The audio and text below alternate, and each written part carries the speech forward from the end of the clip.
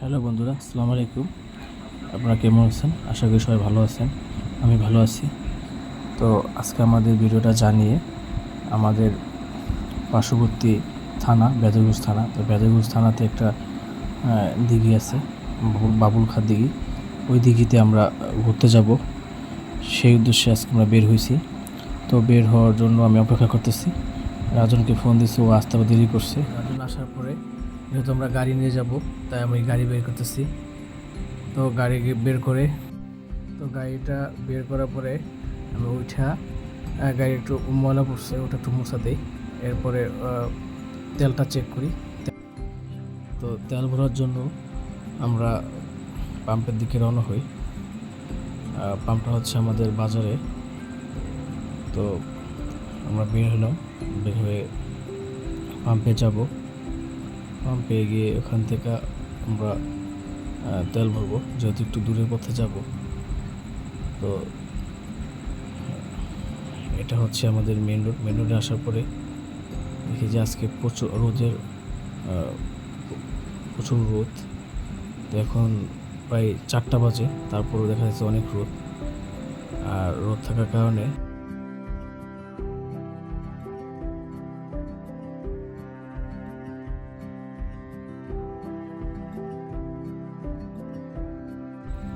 তো চোখে রোদটা লাগতেছিল, তাই ড্রাইভ করতে একটু সমস্যা হইতেছিল। তো আমরা বাজার দিকে রওনা হয়েছি। এটা হচ্ছে আমাদের মেন রোড। তো আমাদের বাসা থেকে বাজার হচ্ছে 1 কিলো, বেশি একটু দূর না। আবার এখানে গ্রামের দৃশ্য তো খুবই সুন্দর। তো আমাদের এই রোডটা আসলে এখানে একটু ভাঙা আছে। এইখানে একটা পুরোনো কালভার্ট আছে, যার কারণে রাস্তায় অনেক ধুলা। আর আমরা সানগ্লাস নিয়ে বের হইনি, চোখে অনেক ধুলা লাগতেছিল। আমরা বাজারে চলে আসছি। আমাদের বাজারের এটা দক্ষিণ মাথা বলে। দক্ষিণ মাথা হচ্ছে তেলের পাম্প। তো এটা হচ্ছে বাজারের শুরুর দিক আমাদের বাসার এই সাইড থেকে। তো এখান থেকে আমাদের যে মাওয়া পদ্মা সেতু প্রায়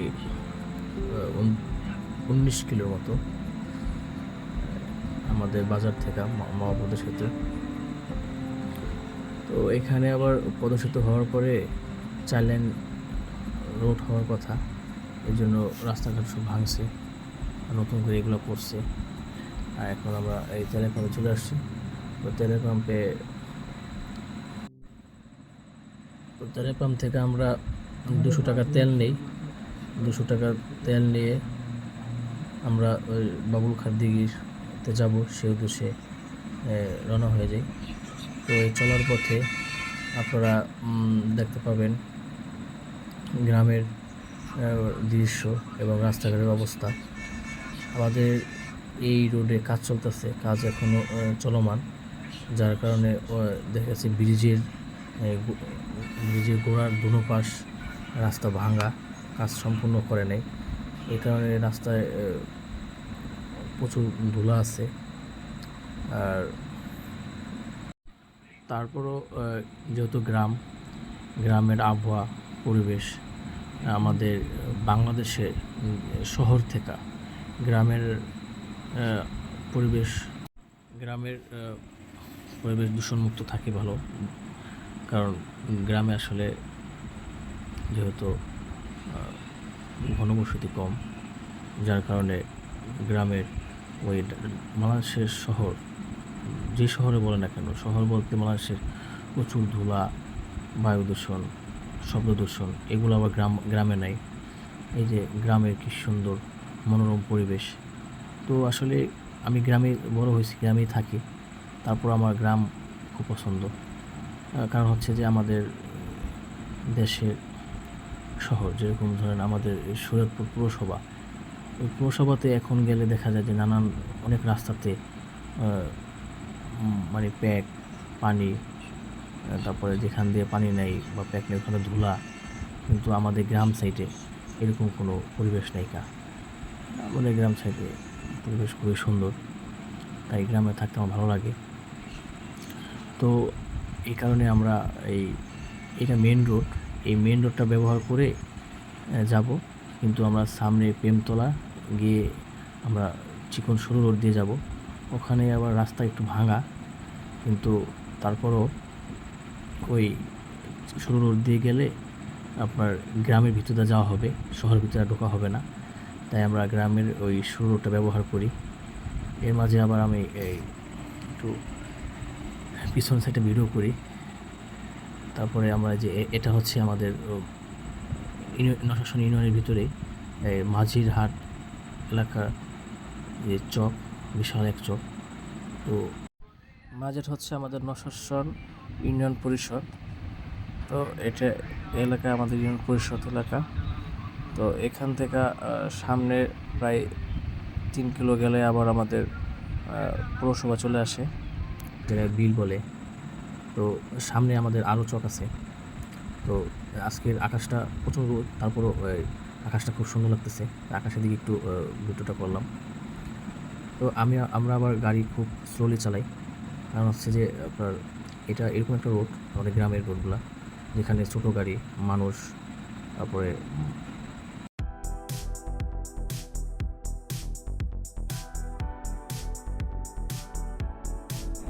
কুকুর থাকে, যা হঠাৎ করে আমাদের সামনে চলে আসলে আসলে 2 চাকার গাড়িতে এগুলো কন্ট্রোল করা কষ্টকর, এটা কন্ট্রোল করা যায়ও না। যার কারণে যদি চলেও আসে তাহলে গাড়ির স্লো থাকলে সেখানে বড় ধরনের কিছু হওয়া থেকে বাঁচা যায়। আর যেহেতু এটা সরু রাস্তা, তাই আমরা স্লোলি চালাই। তো এইগুলো আমাদের গ্রামে চক বলে। তো এটা আবার আমাদের শরীয়তপুরের প্রেমতলা থেকে একটু আগাইলে এই চকটা। তো এখানে আবার একটা খুব সুন্দর দৃশ্য, এখানে অনেকে আবার ওই নৌকা নিয়ে ঘুরে। তো এটা আমি বলছিলাম যে এখানে এটা একটা ব্রিজ পার হইলাম।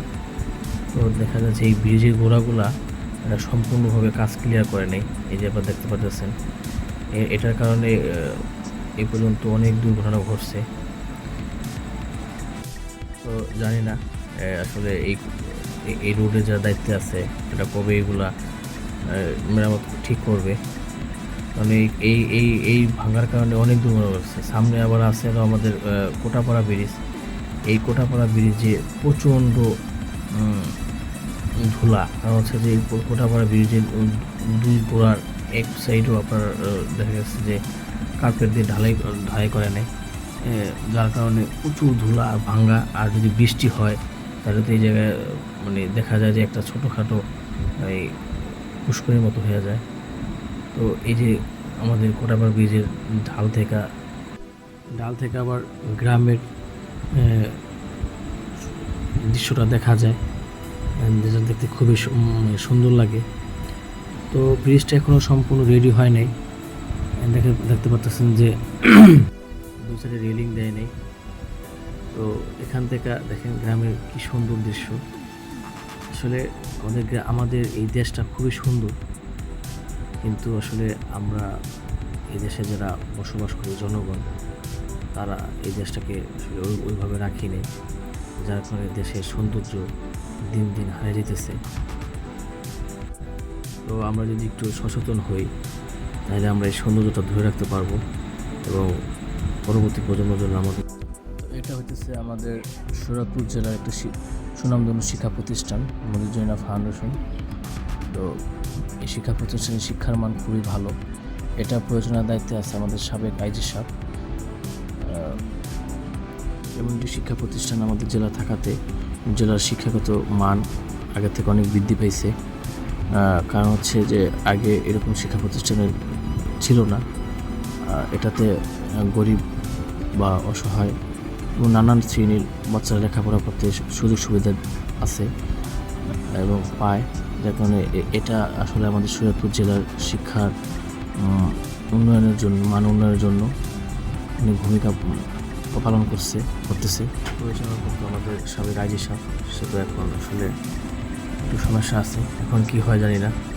কেননা একটা শিক্ষা প্রতিষ্ঠান বা যে কোনো জিনিস পরিচালনার জন্য যিনি থাকে, উনি যদি না থাকে তাহলে হয়তোবা ওই ঠিকমতো পরিচালনা হয় না। আর পরিচালনা একজন দক্ষ ব্যক্তি না হলে সেটা আসলে ভালো চলে না। আর এটা আমরা এই যে বলছিলাম যে সরু রাস্তা দিয়ে যাব, তো সরু রাস্তায় আমরা চলে আসছি। এখানে রাস্তাঘাট ভাঙা, কিন্তু গ্রামের সরু রাস্তা দিয়ে যাব। এটাতে আমরা গ্রামের প্রকৃত সৌন্দর্য দেখতে পাবো এবং আপনারা উপভোগ করতে পারবেন। এই কারণে আমরা এই রোডটা আসলে আগে অনেক ভালো ছিল, এখন এই রোডটা প্রচুর পরিমাণ ভাঙা। এখানে পানি উঠা যায়, তো যার কারণে এটা বেশি ভেঙে গেছে। তো এই রোড দিয়ে আমরা যাওয়ার পথে আবার একটু থামতে হয়, কারণ যেহেতু আমরা গ্রামের ছেড়ে চলে আসছি, যেহেতু আমাদের সানগ্লাস নেওয়া হয় নাই বা হেলমেট নিছি, তো হেলমেটের আবার গ্লাস নাই, তো যার কারণে হেলমেটটা পরিও নাই। তো রাজনের চোখে আবার একটা পোক যায়, তো রাজন একটু থামে ওইটাকে করে।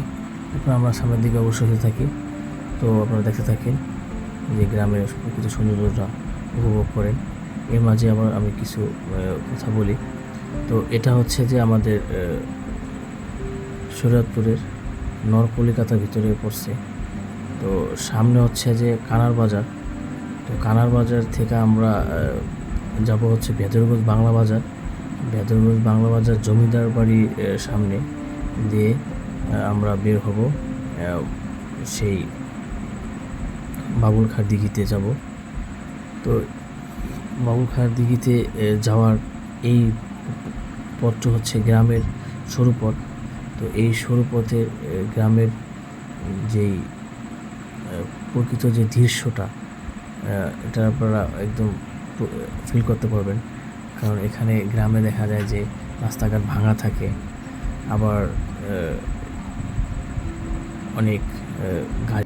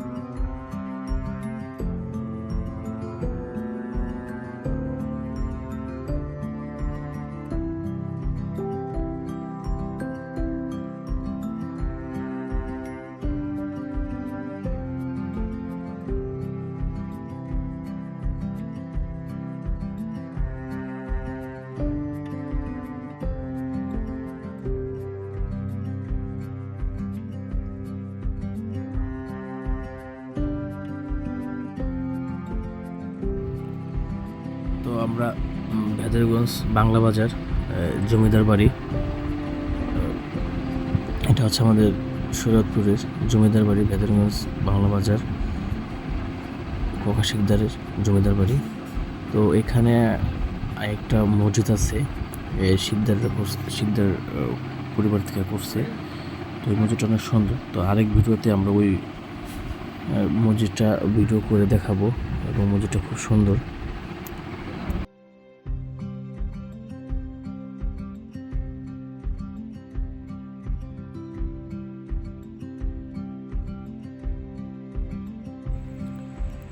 তো বন্ধুরা, আমরা গ্রামের প্রকৃত সৌন্দর্য দেখতে দেখতে চলে আসছি সেই বাবুল খাঁর দিঘি।